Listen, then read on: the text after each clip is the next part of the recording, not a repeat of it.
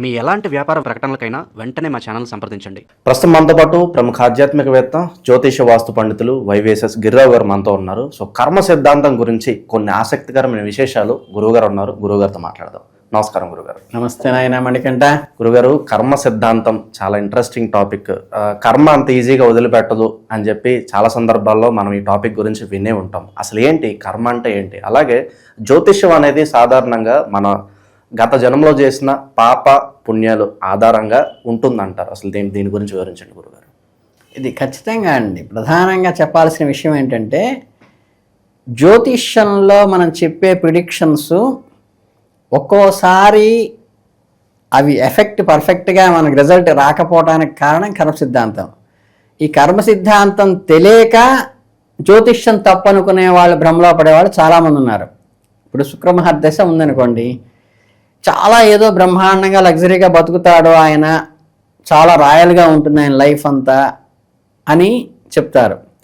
శని మహర్దశ ఉంది, ఏలినాటి శని ఉంది, అర్ధాశని ఉంది, పెద్ద పెద్ద నలమహారాజు లాంటి వాళ్ళు అందులో కొట్టుకుపోయారండి. అసలు శని వస్తే అసలు మేము తట్టుకోలేము, అందులో 2.5 సంవత్సరాలేమో ఎడ్యుకేషన్ మీద కూడా, ప్రొఫెషన్ మీద కొడుతుంది, 2.5 సంవత్సరాలేమో హెల్త్ మీద కొడుతుంది, 2 సంవత్సరాలు ఫైనాన్స్ మీద కొడుతుంది. ఈ దెబ్బలన్నీ తగిలి పెద్ద పెద్ద వాళ్ళే కొట్టుకుపోయారు. మరి దాన్ని ఎలా జయించాలి అనుకున్నప్పుడు ప్రాక్టికల్గా మెదురుగా కూర్చున్నాను కదా నేను మీకు చాలా ఛానల్స్లో చెప్పిందే మళ్ళీ చెప్తున్నాను. ఇప్పుడు జనరల్గా ఏంటంటే, ఇది 19 సంవత్సరాలు ఉంటుంది శని మహర్దశ అనేది. దానిలో శని మహర్దశలో అంతర్దశ ఫస్ట్లోనే వస్తుంది. ఈ వచ్చినప్పుడే కరెక్ట్గా నాకు ఏలినాటి శని 7.5 సంవత్సరాలు వచ్చింది. అంటే శని మహర్దశ, శని అంతర్దశ, అందులోనే ఏలినాటి శని 3 ఎట్ ఏ టైం వచ్చినప్పుడు యాక్చువల్గా జ్యోతిష ప్రకారం చెప్పాలంటే వాడు అసలు ఎక్కడో ఉన్నవాడు ఎక్కడో కొట్టుకుపోవాలని చెప్తారు. మరి నాకు ప్రాక్టికల్గా లైఫ్లో ఏమైంది, అదే టైంలో డిగ్రీ అయింది, అదే టైంలో పీజీ అయింది, అదే టైంలో ఉద్యోగం వచ్చింది, అదే టైంలో పెళ్ళి అయింది, అదే టైంలో పిల్లలు పుట్టారు, అదే టైంలో ఆస్తి నా పేరు వచ్చింది. అన్నీ మీకు ఎటువంటి ఇబ్బందులు జరగలేదు. అంటే జ్యోతిష్ శాస్త్రం తప్పనా? కాదు. ఇక్కడ గుర్తు పెట్టుకోవాల్సిన విషయం ఏంటంటే, ప్రధానంగా లీడింగ్ రోల్ పోషించేది కర్మ. మీకు జ్యోతిష్యంలో శుభగ్రహం శుభం చెయ్యాలన్నా, పాపగ్రహం పాపం చెయ్యాలంటే మనకి అశుభం కలిగించాలన్నా అది ఓన్గా ఏమీ చెయ్యదు. అంటే ఒక పోలీస్ ఆఫీసర్ మీ దగ్గరికి వచ్చి మిమ్మల్ని సంకెళ్ళేసి అరెస్ట్ చేసి తీసుకెళ్ళాలన్నా, లేదా మీ దగ్గరికి ఒకటి సెల్యూట్ కొట్టి మీకు సెక్యూరిటీగా ఇవ్వాలన్నా, దీనికి కారణం పోలీసుకి మీకు ఉన్న రిలేషన్ కాదు. మీరు ముద్దాయి ఉండి హత్య చేసి, దోపిడీ చేసి, రేప్ చేసి ఉంటే అదే పోలీస్ ఆఫీసర్ వచ్చి మిమ్మల్ని అరెస్ట్ చేసి, వారెంట్ చేసి తీసుకెళ్తాడు బెయిలేసి. అదే మీరు పాజిటివ్గా ఉండి ఒక ఐఏఎస్ చేసి ప్రజలకి సేవ చేస్తున్న పోస్ట్లో ఉండి మీరు ఒక రెప్యూటెడ్ పర్సన్గా ఉన్నప్పుడు అదే సిఐ, అదే ఎస్పీ, అదే డిఎస్పీ వచ్చి మీకు సెక్యూరిటీగా ఉండి మీరు చెప్పిందంతా ఆయన చేస్తాడు. అంటే మీకు ఆయనకి రిలేషన్ డిఫరెన్స్ ఏం లేదు. గ్రహాలు కూడా సేమ్ ఆ పోలీస్ ఆఫీసర్ లాగే. అంటే ఏంటంటే, మనకి ఏదన్నా చెడు గ్రహం మన ప్రభావం ఉన్నప్పుడు అది ఏ ఫలితాన్ని ఇస్తుందంటే, చెడు ఫలితాలను ఎక్కడి నుంచి వస్తుందంటే, మనం చేసుకున్న కర్మలో పాపాలు ఏమన్నా ఉంటే వాటి రిజల్ట్ని మాత్రమే, ఆ చెడుకి రావాల్సిన ఫలితాన్ని మాత్రమే ఆ చెడు పీరియడ్లో ఇవ్వగలదు. లేకపోతే అదేం చేయలేదు. మన గత జన్మలో నేను మంచి కర్మలు చేస్తే కనుక శని నన్ను ఏం చేయదంటారా? అంటే పాపం చెయ్యకుండా ఉంటే ఏమీ చేయలేదు, మంచి ఉంటే శని ఏం చేయడు. ఆయన వైరాగ్య కారకుడే తప్పితే మీకు శుభాన్ని ఇచ్చేవాడు కాదు, వైరాగ్యాన్ని బాగా కలిగిస్తాడు. అంటే మీకు చేసిన పాపాల యొక్క ఫలితాన్ని మాత్రమే చెడు గ్రహాలు ఇస్తాయి. మీకు పాపం బ్యాలెన్స్ లేకపోతే ఏమీ చేయలేకుండా కూర్చుంటాడు.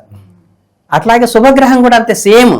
మీ గురువు బ్రహ్మాండంగా, గురు మహర్దశ 16 ఏళ్ళు బ్రహ్మాండంగా నడుస్తుంది అనుకున్నారనుకోండి, వీడు అసలు ఏ పుణ్య ఫలితము వీడు చేసింది లేకపోతే వాడికి ఏం ఉపయోగం ఉండదు. శుక్ర మహర్దశ అయినా ఉండదు, గురు మహర్దశ అయినా ఉండదు. అంటే మనం చేసిన పుణ్య ఫలితం యొక్క ఫలితాన్ని ఇస్తాడు మీకు. ఇంకా ఇప్పుడు పోలీసు లాగా కాకుండా ఒక బ్యాంక్ క్లర్క్ ఉన్నాడు అనుకోండి, బ్యాంకులోకి వెళ్ళంగానే, మీరు కస్టమర్ వెళ్ళంగానే, ఆయన కొత్తగా వచ్చాడు బ్యాంకులోకి, జస్ట్ మీరు వెళ్ళంగానే మీ పేరు, అకౌంట్ నెంబర్ అది చూడంగానే మేనేజర్ ఏం చేస్తుంటే, ఆ రెండు కూర్చోండి సార్, కూర్చోండి, ఏం కావాలి మీకు అని చెప్పేసి కూర్చోబెట్టి కాఫీ ఇచ్చి, కూల్ డ్రింక్ ఇచ్చి మీతో పని చేసి పెడతాడు. ఆయన అక్కడ కౌంటర్ దగ్గరికి వెళ్ళకుండానే. అదే మీరు ఇంకో కొత్త మేనేజర్ దగ్గరికి కొత్త వ్యక్తిగా వెళ్ళారు, వెళ్ళంగానే ఏంటి మీ పేరేంటి, మీ అకౌంట్ నెంబర్ ఏంటని ఆన్లైన్లో కొడతాడు. కొట్టంగానే మీకు ఆన్లైన్లో లోన్లు తీసుకున్నారు, 3-4 నెలల నుంచి రిమైండ్ చేస్తుంటే పట్టించుకోలేదు, ఎప్పుడు డిఫాల్టర్గా ఉన్నారనుకోండి, ఏమండి ఏంటి వచ్చారు, ఎందుకు కట్టలేదు, ఎందుకని, లేదండి అంతకుముందు మేనేజర్ అండి, నేనైనా అదే మాట్లాడతానండి, ఎందుకు కట్టలేదు మీరు అంటాడు. అంటే మీకు ఆయనకి శత్రుత్వం ఉందా? ఏమీ లేదు. ఒక ఫీల్డ్ ఆఫీసర్ వచ్చి మీ ఇల్లు జప్తు చేశాడంటే కారణము ఆయనకి మీకు ఎనిమీ కాదు, మీకు ఆ బ్యాంకులో ఉన్నటువంటి పుణ్యం కానీ పాపం కానీ. పాపం పుణ్యం అంటే ఏంటంటే మీరు డిపాజిటరా డిఫాల్టరా. మీరు డిఫాల్టర్ అయితే అదే ఫీల్డ్ ఆఫీసరు అదే మేనేజరు మీతో చాలా కటువుగా మాట్లాడతారు, మీ ఇంటికి వచ్చి ప్రాపర్టీని జప్తు చేస్తారు. అదే మీరు డిపాజిటర్ అయితే అదే మేనేజరు అదే ఫీల్డ్ ఆఫీసరు మీ దగ్గరకు వచ్చి విపరీతమైన వాల్యూ ఇచ్చి గౌరవం ఇచ్చి టీప్ ఇచ్చి మాట్లాడతారు. వాళ్ళకి మీకు మీ మీద కక్ష కానీ ద్వేషం కానీ అసూయ కానీ రాగద్వేషాలు కానీ ఇష్టాలు కానీ బంధుత్వం కానీ ఏమీ లేదు. సేమ్ ఇదే ప్రాసెస్లో ఆఖరికి రైల్లో టీసీ అయినా అంతే.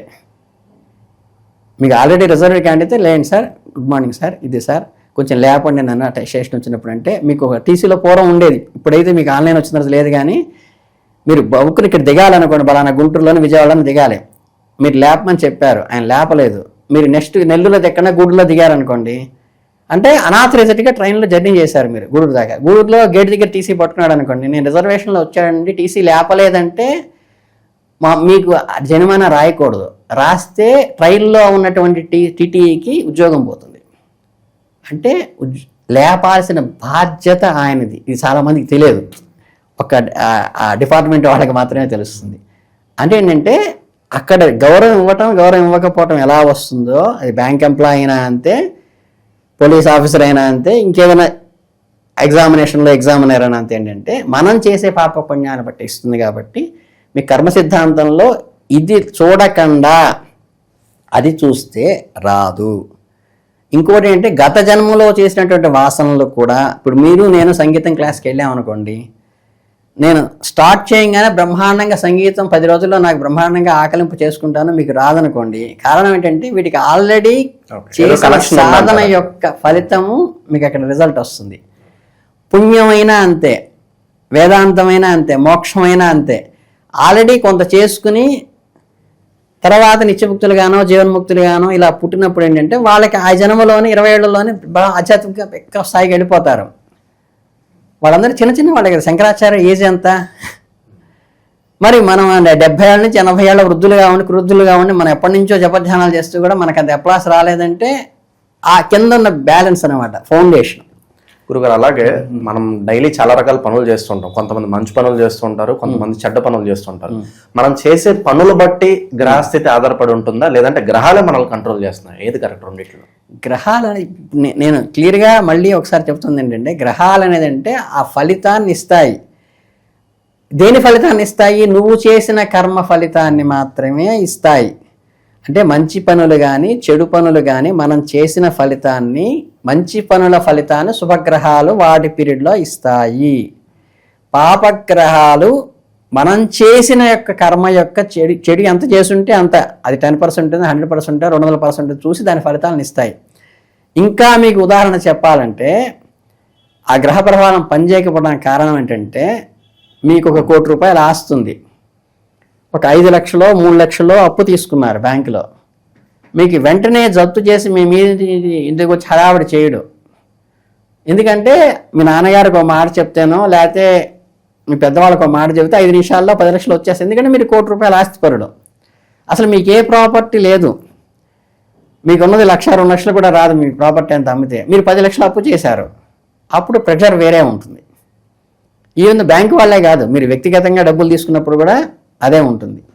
అలాగే కర్మ యొక్క ఫలితాన్ని కూడా ఏంటంటే మనకి వెనకాల బ్యాలెన్స్ దీనికి ఒక్కొక్కసారి ఆ తనుడు సపోర్ట్ చేస్తుంది. ఈ క్యాలిక్యులేషన్ తెలియకుండా జ్యోతిష్యం బ్లైండ్గా మ్యాథ్స్ లాగా చెప్పుకుంటూ వెళ్తే మాత్రం పడిపోతారు.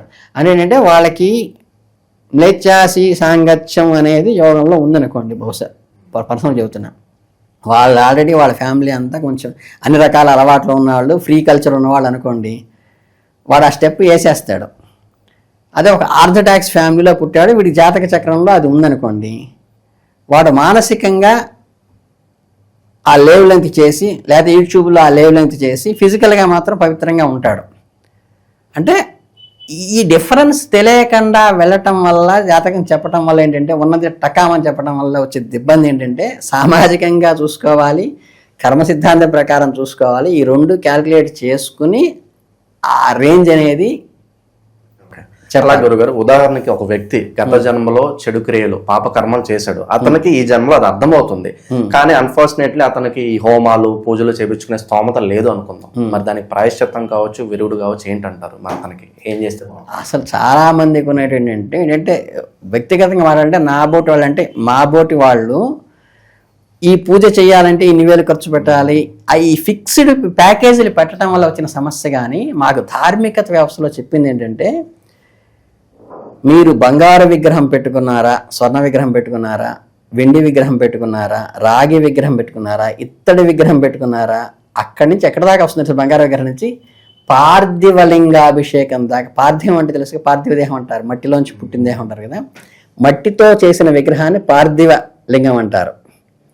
అంటే మట్టితో అయినా సరే బొమ్మను చేసుకుని మట్టి బొమ్మకి కూడా అర్చన చేసుకోవచ్చు అని చెప్పారు.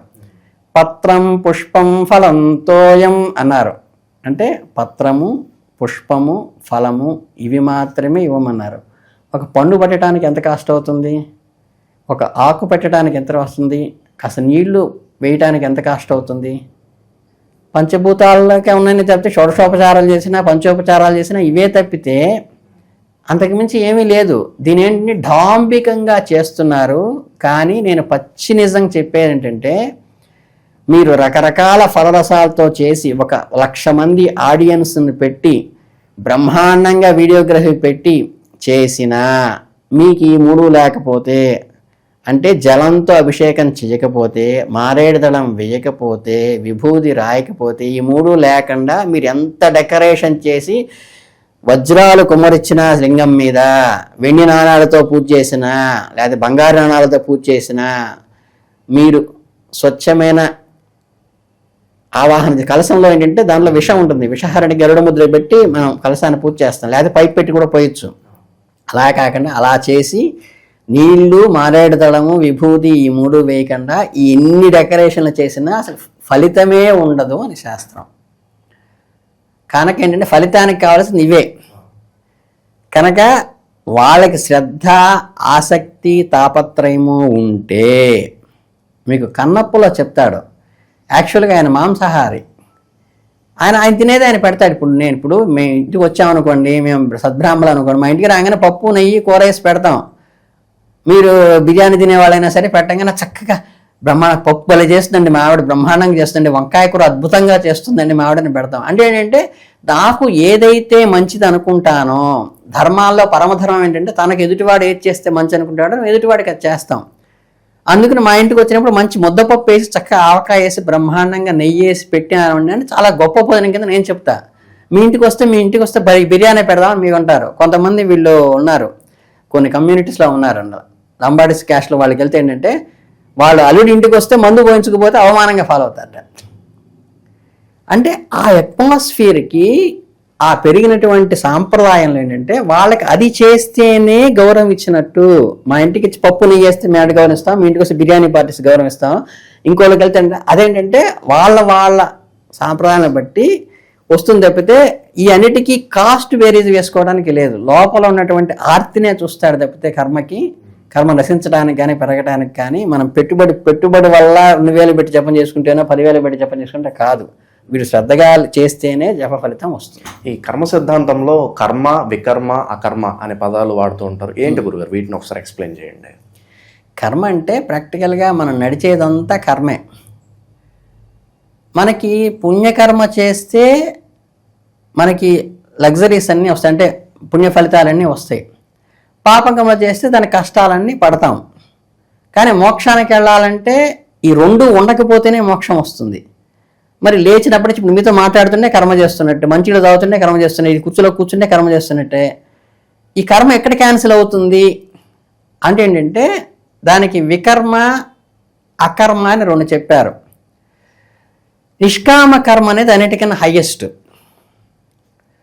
ఇప్పుడు వ్యతిరేకంగా చేయటం ఏంటంటే, ఇప్పుడు మీరు వీళ్ళు వేసుకున్నారు కదా, మన మాలలు వేసుకుంటారు కొంతమంది, అయ్యప్ప మాలని వేసుకుని ఆయన శనిదేవుడు ఏవైతే ఇబ్బందులు పెడతాడో అవన్నీ వీళ్ళు ఫిజికల్గా పడిపోయి, అంటే ఉట్టికాడతో ఉండటం, ఒంటిపూట భోజనం చేయటము, అవన్నీ మనకి మనం సఫర్ వేసుకుని, అంటే తండ్రి నన్ను కొడతాడు అనుకున్నప్పుడు వీడే నాన్న తప్పైపోయిందని చెంపలు వేసుకున్నాడు అనుకోడు, తండ్రి కనికరం వస్తుంది. అంటే మనకి సర్ఫ్లెస్. అట్లాగే ఎదుటివాడు మన పిల్లాడు పెద్ద గొడవపడ ఇంటి వాళ్ళు మేము మీదకి వచ్చారనుకో, వెధవా వాడితో తగాదా వేసుకుంటారో మన పిల్లాడిని మనం కొడతాం, ఎందుకంటే వాడు ఊళ్ళో వాడు కొట్టకుండా ఉంటాడని. ఇది వికర్మ కిందకు వస్తుంది. అంటే వ్యతిరేకమైన కర్మ చేస్తూ దాన్ని క్యాన్సిల్ చేసుకోవడం అనేది వస్తుంది. కర్మ అంటే మామూలుగా మనం చేసే ప్రతిదీ కర్మ అనేది. అకర్మ అంటే ఏంటంటే ఈ కర్మ చెయ్యకుండా ఉంటాం. ఆ కర్మ చెయ్యకుండా ఉంటే అది జడుడి కింద లెక్క. నిష్కామ కర్మ చేసి క్యాన్సిల్ చేసుకోవడం అనేది కరెక్ట్. అంటే దాని నుంచి ఏమి ఆశించకుండా ఉచితార్థంగా ఏదైతే చేస్తాడో, అంటే తనకి తనకి బెనిఫిట్ ఏమీ లేకుండా చేస్తే ఏంటంటే ఆ కర్మ క్యాన్సిల్ అవుతుంది. కర్మ చేయకుండా జపధ్యానాలు చేయకుండా కూర్చుంటే బాధ్యతలు విస్మరించినట్టు. అందుకని ఏంటంటే కర్మ సిద్ధాంతంలో ఏం చేస్తాను, రాజయోగంలో ఏం చెబుతారంటే, ముక్కు మూసుకుని జపం చేస్తూ కూర్చుంటే అంటే వీడు తండ్రి బాధ్యతల్ని వదిలేశాడు, భర్త బాధ్యతల్ని వదిలేశాడు, కొడుకు బాధ్యతల్ని వదిలేశాడు. ఈ బాధ్యతల్ని వదిలేసి కూర్చుని నాకు మోక్షం రావాలంటే ఎందుకు వస్తుంది?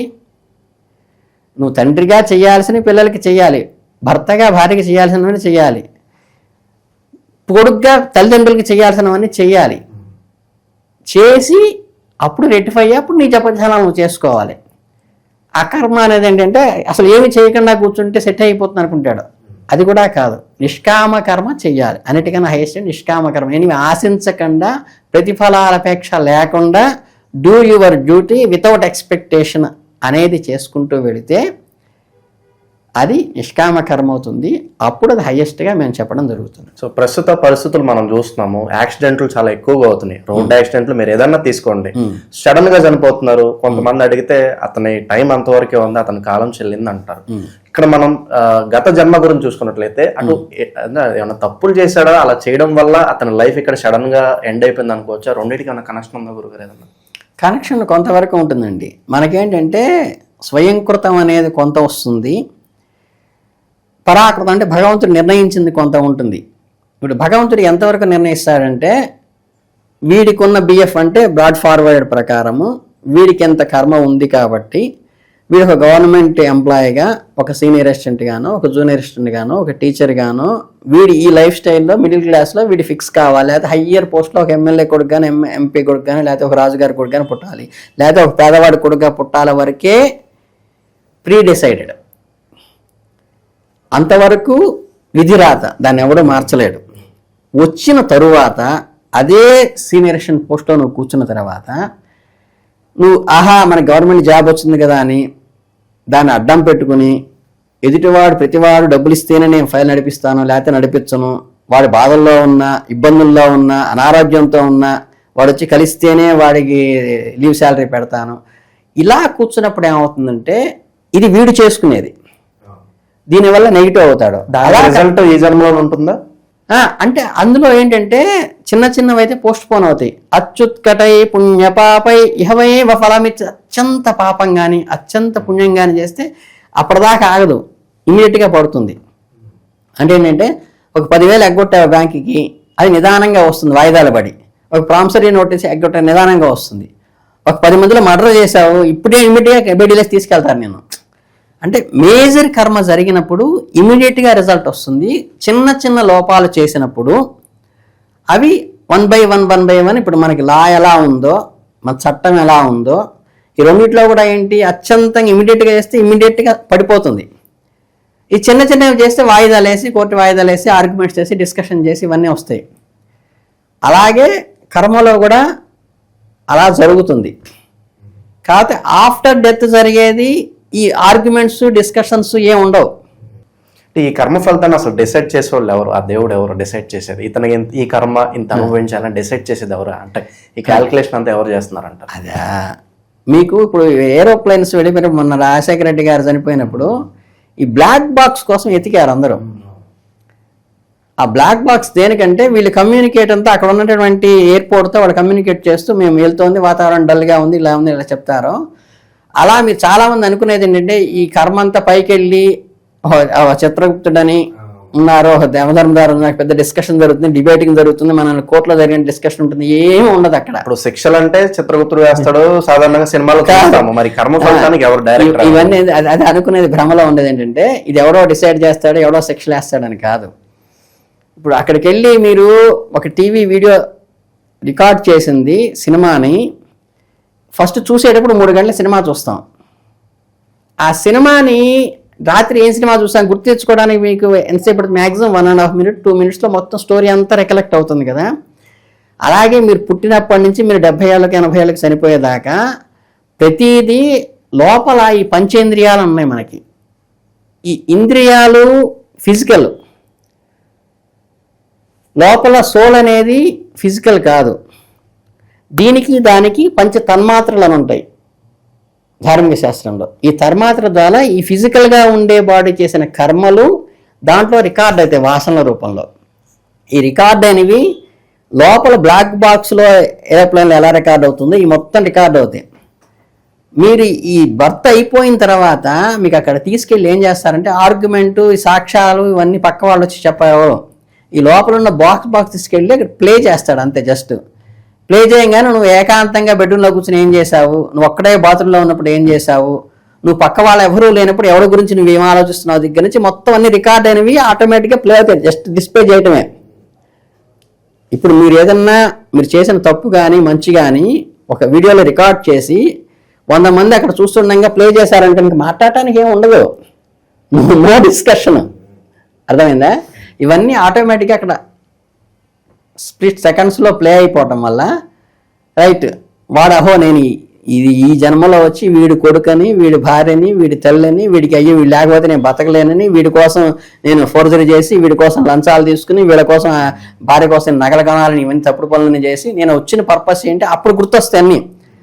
అంటే ఎలా ఉంటుందంటే మీరు నిద్రపోతున్నారు, నిద్రపోయేటప్పుడు అందులో పరిగెడుతున్నో, కోట్లాడుతున్నో, తగాదాడుతున్నో ఏదో గందరగోళంలో ఉంటారు రకరకాల మనుషులను పెట్టుకుని.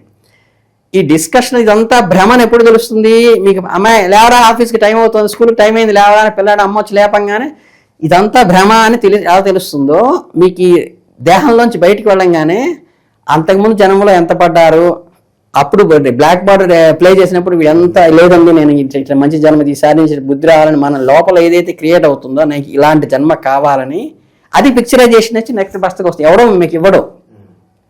తర్వాత ఈ దూన్లో వేయించటాలు, సూదులతో పొరటాలు, ఇది ఏమీ ఫిజికల్ బాడీలోకి వచ్చి నువ్వు అనుభవిస్తావు.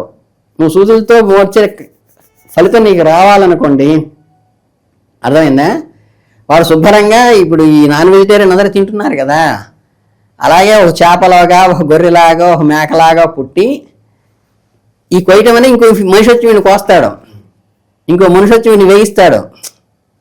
మీరు నిత్యం నాన్ వెజిటేరియన్ వీటిలో రోడ్ల మీద పోతుంటే చూస్తుంటారు కదా, లేకపోతే వేసి సర్కస్లో పెట్టి దాన్ని నానా హింస పెట్టి దాన్ని ఫీట్లు చేయిస్తుంటారు. ఇవి ఎవడు చేస్తున్నాడు? ఫిజికల్గా ఒక బాడీలోకి ఏర్పడి చేస్తున్నాడు. అక్కడెక్కడో బాండీ పెట్టి నూనె వేయించరు. ఈ ఏదైతే రిజల్ట్ రావాలో అది ఇక్కడే వచ్చేస్తుంది. ఆ వచ్చేది కూడా ఏంటంటే ఇక్కడేమో ఇగో అడ్డం వస్తుంది బాడీలో ఉన్నప్పుడు. పైకి వెళ్ళినప్పుడు ఏంటంటే నాకు ఈ శిక్ష పడాలని వాడు వెంటనే డిసైడ్ అయిపోతాడు. మీకు జనరల్గా చెప్పాలంటే కొన్ని బాగా ధార్మికమైన విషయాల్లో కనుక ఎవరు తప్పు చేశారనగానే వాడు శిష్యుడు వచ్చేసేసి తలంచుకుని ఎలా సరెండర్ అయిపోతాడో, మనకి సోల్లోకి వచ్చిన తర్వాత ఎథిక్స్ అనేవి వచ్చేస్తాయి మనకి ఆటోమేటిక్గా. ఫిజికల్ బాడీలో ఇగో అడ్డం వస్తుంది. రాగానే నాకు ఇటువంటి బాడీ రావాలని, ఇటువంటి శిక్షలు అనుభవించాలని నాకు జడ్జి నా సోల్ నాకు చేస్తుంది.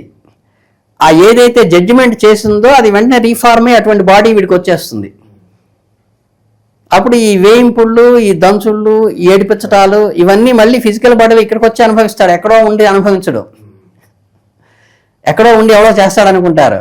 అక్కడ పెద్ద పెద్ద కూరలు పెట్టుకుని, మీసాలు పట్టుకుని, కత్తులు పట్టుకుని చేయరు. ఈ వేయింపుళ్ళు, ఈ దరువులు, ఈ పిల్లాని చేత హింసపడటం, లేకపోతే కొడుకుగా వచ్చి నేను పొద్దుగులు సతాయించడం, ఎంత డబ్బులు ఇచ్చినా ఇవ్వలేదంటాం, లేకపోతే ఇచ్చినా నేను జవరం పాదసేవ చేసి మా నాన్నగారు అందరు గొప్పవాళ్ళు లేరంటాం, ఇవన్నీ ఇక్కడికి వచ్చి అనుభవిస్తాడు. ఇలాంటి అనుభవించే లైఫ్ని వాడు జడ్జికి వాడు చేసుకుని ఇప్పుడు ఏం చేయాలి నిన్ను అంటే వాడికి వాడే కాల్చుకుంటాడు చూసారు ఏదో మిలిటరీలో ఆ టైప్లో వాడికి వాడే డిసైడ్ చేసుకుంటాడు. ఆ సోలే ఆ జడ్జిమెంట్ పాత్రలో వచ్చేస్తుంది, దానికి తగ్గ బతిస్తాడు. ఇచ్చిన తర్వాత ఇక్కడికి వచ్చి మళ్ళీ చారంగానే మళ్ళీ వీడు కొత్త స్టోరీ స్టార్ట్ చేస్తాడు. మాడు గట్టి పడిపోతుంది. సహస్రారం అని చిన్నప్పుడు మెత్తగా ఉంటుంది, మధ్యలో బొక్క ఉంటుంది యాక్చువల్గా. అది ఎప్పుడైతే గట్టి పడిపోతుందో వీడు లౌకికంలో పడి కొట్టుకుంటాడు. ఇంకా ఇక్కడి నుంచి మళ్ళీ ఆ బాధలు పడుతూ కూడా ఎవడో నాకు చేశాడు, ఎవడో అన్యాయం చేశాడు, దేవుడిని అన్యాయం చేశాడు, ఇవన్నీ కొత్త స్టోరీ. ఇదంతా పునర్మరణం ప్రాక్టికల్గా. అలాగే ఇప్పుడు ఈ జనరేషన్ వాళ్ళు ఎక్కువగా తెలుసుకోవాలనుకుంటున్న కామన్ డౌట్ ఏంటంటే, ఇప్పుడు తల్లిదండ్రులు ఉన్నారు, వాళ్ళు చేసిన వాళ్ళకి సంబంధించి కర్మ ఫలితాలు పిల్లలకు ట్రాన్స్ఫర్ అవుతాయి అంటారు. ఫర్ సపోజ్ వాళ్ళు గత జన్మలో మంచి చేశారు అనుకోండి, వీళ్ళకి మంచి రిఫ్లెక్ట్ అవుద్ది, హ్యాపీగా తీసుకుంటారు, ఎటువంటి కంప్లైంట్స్ ఉండవు. ఇన్ కేసు వాళ్ళు పాపాలు చేస్తే పిల్లలకు ట్రాన్స్ఫర్ అవుతూ ఉంటాయి. ఇప్పుడు కామన్ గా ఆలోచిస్తూ ఉంటారు, నేనేం తప్పు చేశాను, వీళ్ళ కడుపును పుట్టడమే నేను చేసిన తప్ప ఏంటి, సాధారణంగా వాళ్ళడు ఏదో స్టేజ్ అనిపిస్తూ ఉంటుంది. మరి అటువంటి వాళ్ళు ఏం చేసుకుంటే బాగుంటుంది అంటారు? అంటే ఇక్కడ ఏంటంటే ఇప్పటిదాకా మనం డిస్కస్ చేసింది వ్యక్తిగత కర్మ అంటారు. అంటే ఈ సోలు చేసుకున్నటువంటి కర్మను అనుభవించడానికి జడ్జిమెంట్ ఎలా ఉంటుంది, దానికి ప్రతిఫలం కూడా వీడే డిసైడ్ అవుతాడు, వీడే అటువంటి దేహంలోకి వెళ్తాడు, ఆ బాధలన్నీ ఆ దేహంతో వాడే అనుభవిస్తాడని చెప్పాం కదా. ఈ వ్యక్తిగత కర్మతో పాటుగా మనకి సామాజిక కర్మ, వంశకర్మ, దేశకర్మ అని రకరకాలు ఉంటాయి. అంటే మీకు కృష్ణుడు ఉన్నాడు కదా, కృష్ణుడు అసలు కర్మకి అంటనటువంటి జీవి, కానీ వాళ్ళ వంశాన్ని ఒక ఆయన శపించాడు. ఆ వంశానికి శాపం రావటం వల్ల యాదవ వంశం మొత్తం నాశనం కావాలంటుంది. అందులో భాగంగా పెద్ద 8 వయసులో, 6 వయసులో, 5 వయసులో పెద్ద రాక్షసులను హరించిన వాడు చిన్న బాణం ముక్కుకి ఎంత ముక్కు గుచ్చుకుని, అది కాలుకి మొత్తం గుండెలకు కూడా గుచ్చుకోవాలా, కాళ్ళలో ఒక చిన్న బొట్టనేలకు గుచ్చుకుంటే ప్రాణం వదిలాడు. ఎందుకని? నేను పెట్టిన రూల్స్ నేనే పాటించకపోతే, ఒకసారి ఏదో ఉంది మీ నెహ్రూ గారి తట్లోనో ఎవరో లక్ష్మీబాయి ఎవరో వచ్చి ఈ పాస్ లేకపోతే ఎవరిని లోపలికి పంపిస్తుంటే నెహ్రూ గారు వెళ్తే పంపించదాం, ఏమంటే నాకు ఇన్స్ట్రక్షన్స్ ఇచ్చారని అంటుంది. అప్పుడు చిరునవ్వు నవ్వి ఆయన కూడా పాస్ తెప్పించుకుని లోపలికి వెళ్తాడంటారు. సరే, అట్లా ఈ దేహంలోకి అనుభవించిన తర్వాత దేహానికి ఉన్న కమిట్మెంట్స్ కోసం ఆయనకేమి అంటావు. అంటే రాజ్యం ముందు రోజు ఇస్తానన్నా యాక్సెప్ట్ చేస్తాడు, మన్నాడు 14 ఏళ్ళు వనవాసం చేయమన్నా యాక్సెప్ట్ చేస్తాడు, లేదు సీతాదేవిని విడిపోయినా యాక్సెప్ట్ చేస్తాడు, భూదేవిలో కలిసిపోయినా యాక్సెప్ట్ చేస్తాడు, మళ్ళీ వచ్చినా యాక్సెప్ట్ చేస్తాడు. వీటికి అంటాడు ఆయన. ఇది అక్కడ మానవుడిగా ఏం చెయ్యాలి, అయ్యో నా సీత ఎక్కడ ఉంది, నా సీత ఎక్కడ ఉంది ఎత్తుక్కున్నట్టుగా నటిస్తాడు జగన్నాటక సురదారి. ఎత్తుక్కుంటుంటే ఒకసారి పార్వతీదేవి అందిట కదా, ఏమిటండి ఈయన ఇంత ఎత్తుకున్నాడు, రాముడు దేవుడు అన్నారు, మీరందరూ వెళ్ళి పూజలు చేస్తారు ఆయన దగ్గరికి వెళ్ళి, ఈయనేంటి ఇది మానవుడిగా పుట్టంగానే లతల్ని కొంగల నుంచి నా సీత ఎక్కడ ఉంది ఎత్తుక్కుంటాడంటే, ఆయనకి అన్నీ తెలిసి ఎవరు తీసుకెళ్ళాడో తెలిసి, ఎవరు చంపడానికి వాడు పుట్టాడో కూడా తెలుసు ఆయనకి. అంటే లేదని చెప్పి సీతాదేవి వేషం వేసుకుని వస్తుంది పార్వతీదేవి. రాగానే అమ్మా జగన్మాత, నా సీత రూపం తెలిసిన కర్మ నీకేం పట్టింది అమ్మా జగన్మాత, నమస్కారం పెడతాడు. అంటే ఆయనకి అన్నీ తెలుసు, కాకపోతే వాళ్ళ నాన్న చేసిన కర్మని ఈయన రెక్టిఫై చేయాలి, వాళ్ళ అమ్మగారు చేసినటువంటి కర్మకి ఆయన ఇచ్చిన వరానికి ఈయన రెక్టిఫై చేయాలి. దానికి అనుగుణంగా ఈయన మనతో పాటు ఒక మనిషిలాగా, ఈయనతో మనతో పాటు ఒక జీవిలాగా, ఒక ఉద్యోగిలాగా, ఒక క్లర్కులాగా బతుకుతూ ఉంటాడు. కానీ ఆయనకి అన్నీ తెలుసు, మనతో పాటు తిరుగుతున్న వ్యక్తే కదా అనుకునేట్టుగా జీవించటం అనేది ఒక నాటకం. కానీ దేనికి అంటదు, అందరితో పాటు అప్లై చేయాలి కాబట్టి అప్లై చేస్తాడు, అందరితో పాటు వ్యతిరేకిస్తే మానుతాడు. కానీ దాని సఫర్ లోపల పడడు, మనిషిగా ఏ విధంగా బిహేవ్ చేయాలో బిహేవ్ చేస్తున్నట్టుగా నటిస్తాడు. కానీ లోపల ఏమీ అంటకుండా జీవించేటువంటి తత్వమే భగవతత్వం. అందుకని ఏంటంటే ఇక్కడ దేహరూపకంగా ఉంటే నిత్యముక్తులకు కానీ జీవన్ముక్తులకు కానీ ఇది వర్తించదు. సాధారణ జీవులకి ఏంటంటే మిగతా యాదవులందరికీ యాదవ వంశం యొక్క శాపం వల్లే వెళ్ళారు, ఆ కర్మ పడిస్తుంది. దేశ కర్మ, ఒక దేశం ఇంకో దేశాన్ని నాశనం చేస్తుంది, కంప్లీట్ డిస్ట్రాయ్ చేస్తుంది. చేసినప్పుడు ఆ దేశంలో వాళ్ళందరికీ కూడా పాలు పంచుకోవాలి ఆ కర్మని, అది కూడా అనిపిస్తారు. ఒక కుటుంబాన్ని కంప్లీట్ నాశనం చేసి ఇబ్బంది పెడుతుంది అందరూ కలిసి. అప్పుడు ఆ కుటుంబంలో ప్రతి వ్యక్తి కూడా అంతే. మాకు లాలా ఉంది, కామన్ ప్రొసీజర్ అని పెడతారు. అంటే ఒకడు దొంగతనం చేస్తాడు, ఇంకోటి బయట నుంచి కాపలా కాస్తుంటాడు, ఇంకోటి వెహికల్ తీసుకొచ్చి ఆ వచ్చిన ధనాన్ని కొల్లగొట్టిన ధనాన్ని తీసుకెళ్తాడు. మీ కామన్ ప్రొసీడింగ్లో ఏంటంటే అందరికీ ఒకటే వేస్తారు. అర్థమైందా? అట్లాగే ఒకడు వచ్చి ఏదో మనకి రేపటి పౌరులు ఏదో విజయశాంతి సినిమాలో కూడా ఒకటి రేపు చేస్తున్న అందరూ చప్పట్లు కొట్టి పక్క నుంచి ఎంకరేజ్ చేస్తారు. అక్కడ మొత్తం కామన్గా బుక్ చేస్తారు అందరినీ. అంటే వీడి చేశాడు వాడి చేశాడని కాదు, వ్యక్తిగత కర్మకి అది రాదు, వాడు చేసిన దానికి మాత్రం వీడికి రిజల్ట్ వస్తుంది. ఇలా డీప్గా అనలిటికల్గా లోపలికి వెళ్ళగలిగితేనే అర్థం అవుతుంది వేదాంతం. లేకపోతే ఇవన్నీ ట్రాస్ లాగా ఉంటాయి. కారణం ఏంటంటే ఈ అనాలిసిస్ టెక్నిక్ వాడికి తెలియదు. ఈ ప్రకారంగా మరి కింద జనరేషన్ వాళ్ళు వాటిని అనుభవించాల్సిందే అంటారు, మరి తప్పించుకోవడానికి లేదంటారా? ఏమన్నా సొల్యూషన్ ఏమన్నా ఉందా? మరి సొల్యూషన్ అంటే పశ్చాత్తాపమే. పశ్చాత్తాపం పడినప్పుడు సొల్యూషన్ వస్తుంది. దానికి రెమెడీ వచ్చినప్పుడు ఈయన చేయించుకోవడానికి సొల్యూషన్ ఏంటంటే ఈయన కూడా నా అందరి యాదవులతో పాటు వెళ్ళిపోవాలి. సముద్రుడు వచ్చేసి మొత్తం ద్వారక మొత్తం ముంచేస్తారు, అయినా భరించాలి. కాకపోతే వాళ్ళలాగే ఈయన సఫర్ కాడ ఆవేదన చెందడం అంతే. అలాగే ఈయన వ్యక్తిగత కర్మతో పాటు కుటుంబ కర్మను అనుభవించాలి, వంశంలో ఏదన్నా బాగా ఇబ్బంది పెట్టుంటే, అంటే గుణహత్య లాంటివి చేసుంటే వీళ్ళకి నెక్స్ట్ జనరేషన్లో వీళ్ళకి పిల్లలు పుట్టకపోవడం, అభాషణలు కావడం, ఇవన్నీ జరిగిపోవడం ఏంటంటే వీడు ఏదైతే వద్దనుకున్నాడో అది వీడికి జరుగుతుంటుంది. ఎవరికైనా విద్యాభ్యాసాన్ని ఆటంకం కలిగించాం మన కుటుంబం అంతా కలిసి విద్య నేర్చుకోకుండా, అప్పుడు వీడి పిల్లలు నెక్స్ట్ జనరేషన్లో విద్య రాదు. ఎవరితో ధనాన్ని అన్యాయంగా కొలగొట్టాం, వీడికి ఆదాయం లేకుండా ఉద్యోగం రాకుండా అవస్థ పడుతుంటాడు. ఇవన్నీ ఏంటంటే వీటి కర్మలో వస్తాయి. వ్యక్తిగతంగా చేస్తే వ్యక్తిగతంగా వస్తుంది. అంటే అన్నదమ్ములందరూ బాగుంటారు, వీడు ఒక్కడే సఫర్ అవుతున్నాడంటే వ్యక్తిగత కర్మ. కుటుంబం మొత్తానికి ఇబ్బంది పడుతున్నారంటే అది కుటుంబ కర్మ. ఒక గ్రామం మొత్తం ఇబ్బంది పడుతోంది, ఫ్లోరిన్ వాటర్ వచ్చింది, అక్కడ ఫ్లోరిన్తో అనారోగ్యంతో బాధపడుతున్నారంటే వీళ్ళందరూ అదే. మీకు ఇది రాధాశ్యామని ఎవరో మన ఈయన చేశాడు, హీరో చేశాడు, జాతకాల మీద చేసేటప్పుడు నాదేదో చేయి చూడండి అని ఒకటి చూపిస్తుంది సరదాగా. ఆయనకి మారకం ఉంటుంది, మారకం అంటే మరణం. టక్కన ఇంకోటి చూపిస్తాడు, వాడికి మారకం ఉంటుంది. అంటే వీళ్ళందరూ అక్కడ గ్యాదర్ అవుతారు. అంటే ఆ ట్రైన్లో యాక్సిడెంట్లు జరిగేటప్పుడు ఎంతమంది ఉన్నారో అందరికీ మారక దశ వచ్చినప్పుడు కరెక్ట్గా అప్పుడే ఆ ట్రైన్ ఎక్కుతారు. వీడికి మారక దశ లేకుండా జీవితం ఉన్నప్పుడు ఏంటంటే కరెక్ట్గా రిజర్వేషన్ చేయించుకున్న వాడు కూడా క్యాన్సిల్ బయట కూర్చుంటాడు. ఇప్పుడు మన చేయ చూసుకుని గత జన్మలో నేను మంచి చేశానా చెడు కర్మలు చేశాను తెలుసుకునే అవకాశం అని ఉంటుందంటారా? ఉంటుందండి. ఇప్పుడు మీకేంటంటే రైట్ హ్యాండ్ లెఫ్ట్ హ్యాండ్ అని ఉంటుంది కదా, ఇదేమో ప్రజెంట్ లైఫ్ అంటాము, ఇది పాస్ట్ లైఫ్ అంటాము. ఇందులో జాతకం పర్ఫెక్ట్గా ఉండి, యోగం పర్ఫెక్ట్గా ఉండి, ఇందులో డిఫెక్ట్గా వస్తే పుట్టేటప్పటికి వాడు పైన నిర్ణయించుకున్నప్పటికీ కొంత దానికన్నా లెస్ చేసుకున్నాడు, ఇంకా తప్పులు చేసి ఆ డిఫెక్ట్ చేసుకున్నాడు. లేదు ఇందులో డిఫెక్టివ్గా ఉంది, లేకపోతే అర్థం చేసుకుంటాడని వచ్చి చచ్చిపోతానుంది, ఇందులో ఆ బ్రేక్ లేకుండా చక్కగా జీవనానికి పర్ఫెక్ట్గా వచ్చింది అనుకోండి, అంటే ఏంటంటే ఈ జన్మలోకి వచ్చిన తర్వాత చేసుకున్న పుణ్యాల వల్ల అది మారుతుంది. అందువల్లే పూర్వం ఎట్లా ఉంది, మనం వచ్చేటప్పుడు బర్త్ అయ్యేటప్పుడు ఏ స్టేజ్లో ఉన్నాము, ఇప్పుడు దానికన్నా మెచ్యూరిటీలో ఉన్నామా డల్లో ఉన్నామా, ఈ రెండు హ్యాండ్స్ చూసుకుంటే అర్థమైపోతుంది కదా.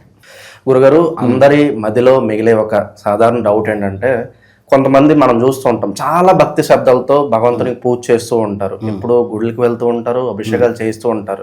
బట్ కట్ చేస్తే ఎప్పుడు ఆందోళనతోనూ కంగారుతోనూ కావచ్చు, ఎప్పుడు చుట్టూ కష్టాలతోనే ఉంటారు. ఏంటి దేవుడా నా పరిస్థితి ఎప్పుడు ఇంతేనా అని చెప్పి రోధిస్తూ ఉంటారు. మరి ఎందుకు ఇలాంటి పరిస్థితులు ఏర్పడుతున్నాయి అంటారు? అంటే ఇప్పుడు మనం ఒక బీటెక్లో చేరామనుకోండి, బీటెక్లో చేరిన వాళ్ళందరికీ ఒక బెస్ట్ అవార్డు, లేకపోతే మన ఎందుకు మీకు రీసెంట్గా మాకు ఆంధ్రాలోనే హోమ్ మినిస్టర్ గారు ఒక కానిస్టేబుల్ని పిలిచి ఏదో శభాష్ అని ట్రాఫిక్ క్లియర్ చేస్తూ అన్నారు. తర్వాత మళ్ళీ దాని కాంట్రవర్సీగా ఆయన మీద ఇన్ని కేసులు ఉన్నాయి, ఆవిడ మీద ఇన్ని కేసులు ఉన్నాయి, హోమ్ మినిస్టర్ గారు వచ్చి సపోర్ట్ చేస్తారని ఏదో వచ్చింది. అదే ఇప్పుడు మీ బీటెక్లో ఒక బెస్ట్ స్టూడెంట్గా సెలెక్ట్ చేయాలంటే బీటెక్లో చేరినప్పటి నుంచి ఆయన ఏం చేస్తారు, చాలా బుద్ధిమంతుడిలాగా సిన్సియర్గా హానెస్ట్గా చదువుకుంటూ పైకి వచ్చాడు. కానీ యూనివర్సిటీలో బెస్ట్ అవార్డు ఇవ్వాలంటే వాడు 10th కాండాక్ట్ సర్టిఫికెట్ ఏంటి, ఇంటర్మీడియట్లో కాండాక్ట్ సర్టిఫికెట్ ఏంటి, ఇవన్నీ కూడా బ్యాక్గ్రౌండ్స్ అన్నీ వాళ్ళ పేరెంట్స్ కాండాక్ట్ సర్టిఫికెట్ దగ్గర నుంచి కూడా చూస్తారు. ఇది చూసేటప్పుడు మనం గత జన్మలో పాపాలు చేస్తున్నాము అంటే, ఒకసారి డిబారా ఇంటర్మీడియట్లో మళ్ళీ వచ్చాము, 10th క్లాస్లో కాండాక్ట్ సర్టిఫికెట్ బాగా లేదు, బట్ ఇప్పుడు వచ్చినప్పటి నుంచి అంటే ఈ జన్మలో బీటెక్ వచ్చినప్పటి నుంచి నువ్వు చాలా సిన్సియర్గా హానెస్ట్గా చేస్తున్నప్పుడు మరి బెస్ట్ స్టూడెంట్గా అవార్డు ఇచ్చేటప్పుడు ఇంకొక అబ్బాయికి ఇచ్చారే అంటే కారణం ఏమిటి అంటే, వాడికి 1వ క్లాస్ నుంచి కాంటాక్ట్ క్లియర్గా ఉంది. అర్థమైందా? ఇలా ఏంటంటే మనం ఈ బర్త్లో చేసిన దానికి పాతది కూడా కలుపుకొని, అది వాడికి తెలుసు, మనకి తెలియదు. అర్థమైందా? తెలిసిన వాడిచ్చే జడ్జిమెంట్కిను మనం లౌకికంగా ఈ పార్ట్ వరకే చూసి చాలా బుద్ధిమంతుడిగా అనుకుంటాం. చాలా విషయాలు మీకు సినిమాల్లో కూడా, సీరియల్స్లో కూడా కనిపిస్తాయి. చాలా ప్రేమగా మాట్లాడుతూ, బుద్ధిమంతుడిలాగా మాట్లాడుతూ, నువ్వంటే నేను బతకలేను అని చెప్పి లవ్ లెటర్స్ ఇస్తూ ఇద్దరు హీరో హీరోయిన్ ఉంటారు. కానీ వాళ్ళ అమ్మ ఆల్రెడీ ప్రిపేర్, దాని ఆస్తి లాక్కోవాలని, దాన్ని ఏడిపించాలని ప్రిపేర్ అయ్యి ఈ లవ్ అనేది వాడు ఎక్స్పోజ్ చేస్తుంటాడు. తర్వాత మళ్ళీ ఈ అమ్మాయి లవ్ చేసుకుని వాడి ఇంటికి వెళ్ళంగానే అప్పుడు సతాయింపు స్టార్ట్ చేస్తారు. అంటే ఈ వెనకాలది ఈ ముందుది తెలియకుండా ఈ ఒక్క 2 ఎపిసోడ్లు చూసిన వాడికి ఏంటంటే, ఇంత చేస్తుంటే పాపం అమ్మాయి ఏమో లవ్ చేస్తుంటే వాళ్ళ నాన్నే ఆ అబ్బాయిని ఒక చూసామంటే తాట తీస్తాను, వాళ్ళు మంచి వాళ్ళు కాదు, వాడి కుటుంబం మంచిది కాదు, ఇక చెబుతాడేంటి, పాపం అబ్బాయి ఎంత ప్రేమిస్తాడంటే ఈ 5 ఎపిసోడ్ చూసిన వాడికి మాత్రమే. ఈ ముందు ఎపిసోడ్ వెనక ఎపిసోడ్ చూసిన వాడికి అర్థమవుతుంది.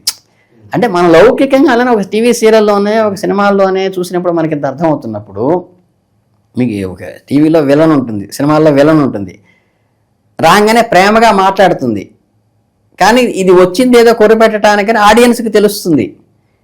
అక్కడ యాక్టర్కి తెలియదంటే అక్కడ యాక్టర్ ఆ బిట్ వరకే చూస్తుంది. అట్లాగే ఇక్కడ ఈ ఆడియన్స్లో ఉన్నది ఎవరు? పరమాత్మ. అక్కడ క్యారెక్టర్లో ఉన్నది ఎవరు? నీతో పాటు జీవించేవాళ్ళు. అర్థమవుతుంది మీకు క్లారిటీ? ఇది ఓవరాల్గా తెలిసినప్పుడు నాకు క్లారిటీ వస్తుంది. సో ఓవరాల్గా ఈ కర్మ సిద్ధాంతం ఎంత పవర్ఫుల్లో, అలాగే కర్మ ఎవరిని వదిలిపెట్టదు అని అందరూ కూడా ఎందుకు అంటారో ఈరోజు మీ మాటల ద్వారా మంచి విశ్లేషణ నేను తెలుసుకున్నాను గురుగారు. ధన్యవాదాలు. చాలా సంతోషం. ఆయన మీలాగా అడిగే వాళ్ళు ఉంటేనే మాకు చెప్పడానికి ఉంటుంది. మరిన్ని టాపిక్స్తో ముందు మంచి ఎపిసోడ్స్ కూడా చేద్దాం. ధన్యవాదాలు గురుగారు. చాలా సంతోషం ఆయన.